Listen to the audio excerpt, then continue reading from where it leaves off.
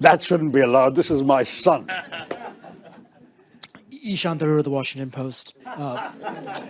Definitely asking a question in personal capacity. And mostly to say hi before you go off to your next engagement. Raise the mic. Mostly to say hi before you go off to your next engagement. I'm curious, though, on this tour you've been on, various countries in the Western Hemisphere, have any of your government interlocutors asked you to show evidence of Pakistan's culpability in the initial attack? And what do you say to the repeated Pakistani denials of having any hand in the initial attack? Okay, well, I'm very glad you raised this, Ishaan, though I didn't plant it, I promise you. This guy does this to his dad. Very simply, no one had any doubt, and we were not asked for evidence. But media have asked, and so you are speaking for your tribe in that in 2 or 3 places, media asked this question. Let me say very clearly that India would not have done this without convincing evidence. But there were 3 particular reasons I want to draw your attention to, all of you. The first is that we've had a 37-year pattern of repeated terror attacks from Pakistan, accompanied by repeated denials. I mean, Americans haven't forgotten that Pakistan didn't know, allegedly, where Osama bin Laden was until he was found in a Pakistani safe house right next to an army camp in a cantonment city. That's Pakistan. Mumbai attacks, they denied having anything to do with it. One of the terrorists was captured alive, his name, his identity, his address in Pakistan, everything was revealed. Under interrogation, he told us where he was trained, what was done. The US intelligence, as well as ours, recorded the chilling voice of the Pakistani handler giving minute-by-minute instructions to the killers in Mumbai, telling them where to go. And they were monitoring Indian TV and saying, there are people hiding on the 3rd floor of that hotel, go and shoot them there. This kind of thing is going on. Your sources recorded this too.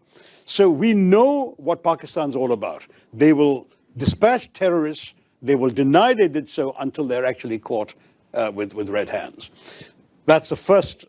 So I agree you're going to say, but that's circumstantial. Sure. Second point. The moment this happened, within 45 minutes or so of this happening, the terrorist attack, a group called the Resistance Front claimed credit.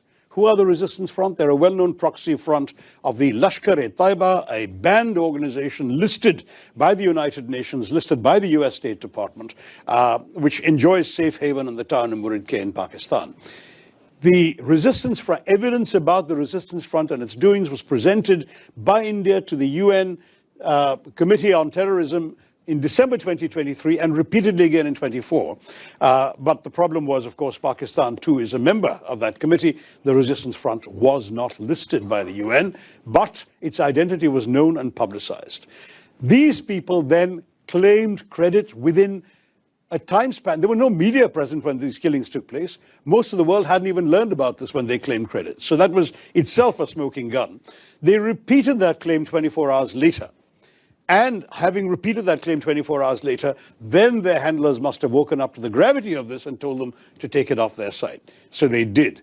But the fact is, the credit claim was on record and the world has seen it.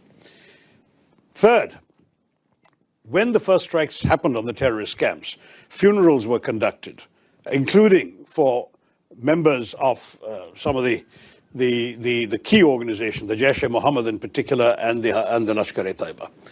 The funerals were conducted and photographs have emerged on social media showing Pakistani generals and police officers in uniform attending these funerals, being conducted by relatives of these terrorists. So we're looking at 3 concrete pieces of evidence as far as India is concerned. But finally, I can add to the mix, we also have intelligence services. They have been studying very carefully these terrorist attacks.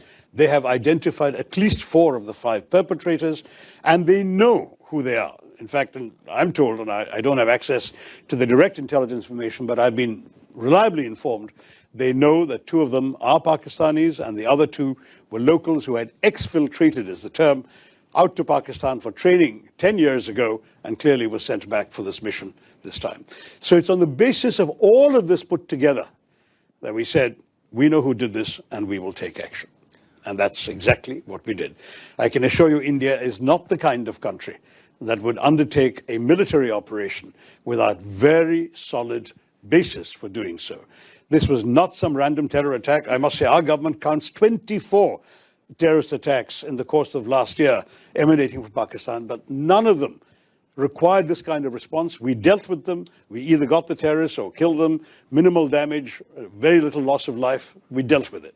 This showed all the hallmarks of a sophisticated, planned, deliberate operation with reconnaissance, with intelligence work, with a modus operandi worked out, this cynical exercise of asking people their religion, shooting them between the eyes. This is not an ordinary terrorist, some bearded fanatic blowing himself up outside a supermarket. This is not that.